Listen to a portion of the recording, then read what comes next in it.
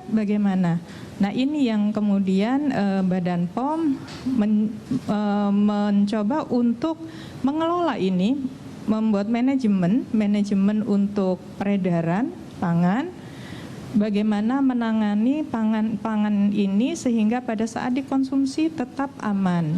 Nah Badan POM posisinya tidak mungkin sendiri, ada pihak lain itu siapa? Produsen. Pihak lain lagi siapa? Distributor. Pihak lainnya lagi siapa? Jasa pengantaran. Jadi memang banyak yang dilibatkan dan oleh karena itu Badan POM kemudian mengelolanya menjadi satu buku pedoman untuk distribusi dan produksi dan distribusi pangan olahan. Nah buku ini bisa di-download karena ada e-booknya. Nanti barangkali bisa di-share alamat e-booknya. Kemudian yang dilakukan oleh Badan POM selanjutnya apa?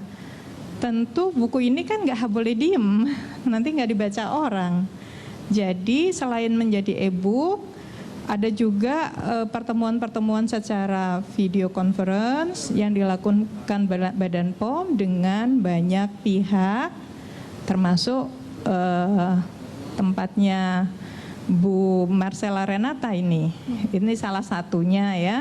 Kemudian memastikan bahwa kalau tadi produksi memastikan juga bahwa bukan hanya keamanan pangan, gizinya tetap sesuai. Itu, saya kira itu yang dilakukan Badan POM sampai saat ini adalah ada buku itu pedoman ini merupakan pedoman yang berlaku untuk semua sarana produksi, distribusi dan pengantaran. Baik. Pengantaran pangan. Apa saja yang diatur Bu dalam pedoman itu? Misalnya tadi Ibu bilang dari mulai produksi kemudian distribusi begitu ya. Yang diatur dalam pedoman itu apa sebenarnya terkait dengan penanganan COVID ini? Jadi sebetulnya kalau produksi pangan kemudian distribusi pangan itu sudah ada pedomannya, dari dulu juga sudah ada. Tetapi sekarang ada penambahan. Penambahannya adalah protokol kesehatan. Bagaimana kita tetap lebih baik di rumah. Kemudian apabila keluar pastikan ada physical distancing. Terapkan protokol kesehatan dengan cuci tangan atau memakai hand sanitizer. Apabila tidak ada ini, cuci tangannya pun dengan sabun ya, dan dengan 20 detik itu. Nah, ini sama ketika diproduksi juga begitu. Jangan sampai desek-desekan di sarana produksinya. Kemudian pakailah masker, bahkan pakai penutup rambut, pakai sarung tangan di tempat produksi. Kemudian ketika mengantarkan juga demikian, jangan sampai bersentuhan langsung dengan pangannya. Ada yang namanya kemasan primer, ada kemasan sekunder, ada kemasan tersier. Nah, yang bisa disentuh ini kemasan tersiernya, yang kedap, yang tidak membuat keringat masuk, nempel itu yang ada tambahannya di buku tersebut. Baik, jadi ditambahkan protokol kesehatan begitu ya Bu? Betul. Untuk memastikan produksinya aman sampai distribusinya. Betul, sampai dengan ke konsumen ya. Sampai ke konsumen, pengemasannya juga begitu. Betul. Ya. Baik, saya mau coba ke Mbak Renata nih sebagai bagian dari mata rantai pasok pangannya gitu yang menyediakan platform layanan pesan antar buat masyarakat. Apakah sudah mengetahui ada pedoman yang dikeluarkan oleh Badan Pengawas Obat dan Makanan ini, dan juga apakah sudah kemudian mengimplementasikan itu, atau juga mungkin dari GoFood sudah punya inovasi sendiri gitu untuk menjamin keamanan makanan yang dipesan oleh masyarakat? Silakan Mbak Renata. Terima kasih. Jadi GoFood sebagai platform layanan pesan antar makanan terbesar di Indonesia, tentu saja kami mendukung pedoman atau dari pedoman produksi dan distribusi makanan yang aman dan baik. Karena bagi kami tentu saja bahwa kesehatan masyarakat adalah prioritas utama kami. Nah, bersama dengan mitra kami, kami meningkatkan atau terus berupaya agar terus mengikuti protokol-protokol atau pedoman yang telah ditetapkan oleh BPOM. Gitu. Nah, ada dua hal utama yang kami lakukan. Yang pertama adalah protokol kebersihan dan kesehatan yang tentunya sudah sesuai dengan pedoman yang telah diberikan oleh BPOM. Dan yang kedua adalah inovasi, gitu ya. Inovasi dari apa saja inovasi-inovasi yang terdapat di dalam aplikasi untuk membantu mitra dan konsumen agar mereka bisa merasakan atau melihat protokol-protokol tersebut. Nah, saya bahas satu-satu sedikit ya. Satu adalah dari bagian protokol kesehatan itu sendiri, kesehatan dan kebersihan. Hal pertama yang kami lakukan adalah seperti yang tadi Ibu sudah bilang bahwa sudah ada nih pedomannya gitu. Tapi hal pertama yang kami lakukan adalah mengedukasi mitra-mitra kami secara konsisten, aktif dan juga reguler kami lakukan gitu ya, agar mereka tahu apa saja pedoman-pedoman tersebut dan kami juga mengedukasi kemudian menghimbau mitra-mitra kami untuk menerapkan pedoman-pedoman tersebut. Di mana saja channel-channel kami melakukan komunikasi itu banyak sekali di semua channel komunikasi yang terdapat gitu. Misalnya ada di channel social media, kemudian yang kedua ada di channel email kami, dan yang ketiga ada di channel kami ada komunitas partner GoFood gitu. Nah, di dalam komunitas partner GoFood itu sendiri kami juga terus mengedukasi. Berarti yang pertama adalah edukasi mitra. Jadi kita menjadi perpanjangan tangan dari BPOM supaya kita bisa terus mengedukasi mitra kita. Yang kedua adalah kami menghimbau mitra kami untuk menerapkan 6 protokol kebersihan dan kesehatan makanan di GoFood. Protokolnya apa aja sih? Ada 6 nih. Yang pertama adalah penggunaan masker untuk seluruh karyawan. Yang kedua adalah mendisinfektan store secara berkala. Yang ketiga adalah pengecekan suhu tubuh karyawan secara berkala. Yang keempat adalah penggunaan segel makanan bisa melalui segel safety tape. Yang kelima adalah ini juga karena kan harus ada social distancing kan, jadi ada stiker penjaga jarak antara kasir dengan mitra driver yang mengantri. Dan yang terakhir adalah menyediakan nih tempat-tempat cuci tangan dan sabun cuci tangan gitu. Jadi yang dimaksud mitra di sini tuh apa Mbak? Boleh dijelasin? Mitra merchant kami dan juga mitra driver. Oke, gitu. jadi memang merchant atau restorannya atau penyedia makanannya dan juga drivernya. Betul. Begitu ya? Iya. Kalau selama ini kan, maaf saya potong sedikit.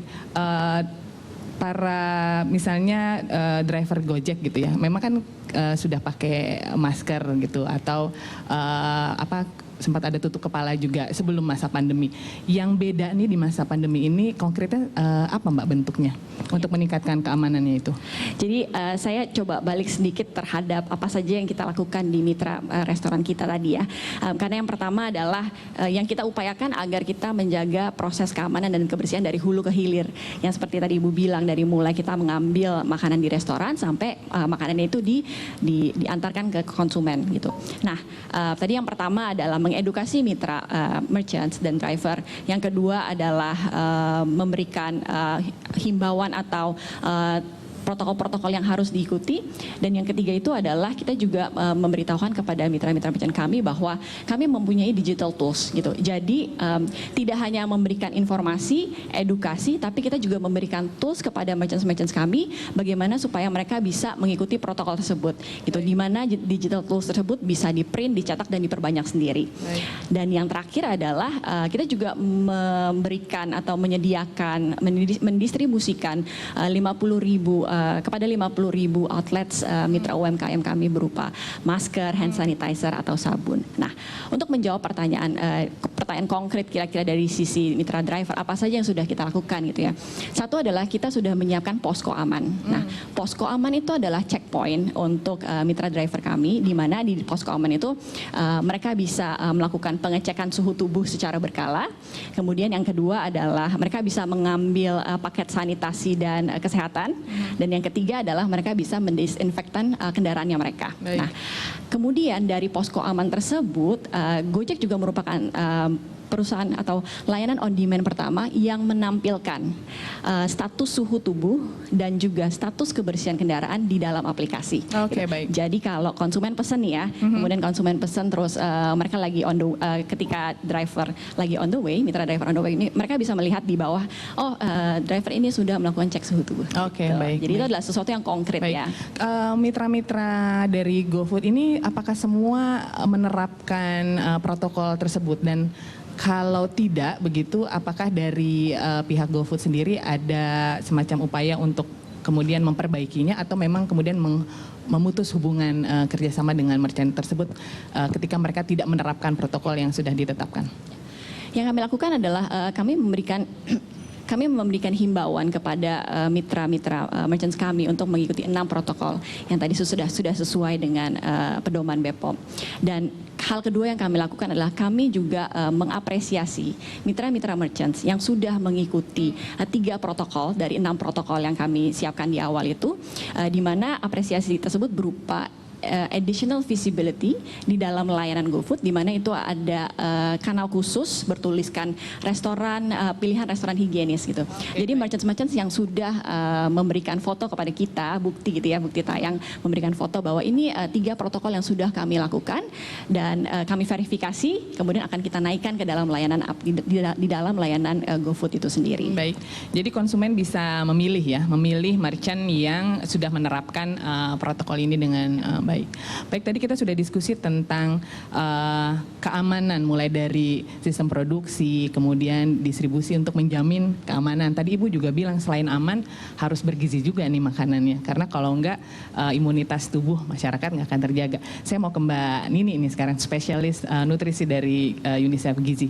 Sebenarnya status gizi masyarakat kita sendiri seperti apa sih Mbak sebelum masa pandemi, dan kondisinya seperti apa sekarang nih, mengingat situasi yang ada sekarang di mana PSBB diberlakukan, kemudian banyak juga masyarakat yang kehilangan pendapatan atau pekerjaan dan income.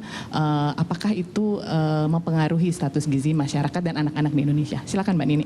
Ya, terima kasih Mbak Kiki. Jadi memang sebelum pandemi ini memang sudah status gizi anak balita di Indonesia itu sudah belum optimal lah kita. Jadi 1 dari 3 anak Indonesia atau sekitar 7 juta balita Indonesia mengalami stunting.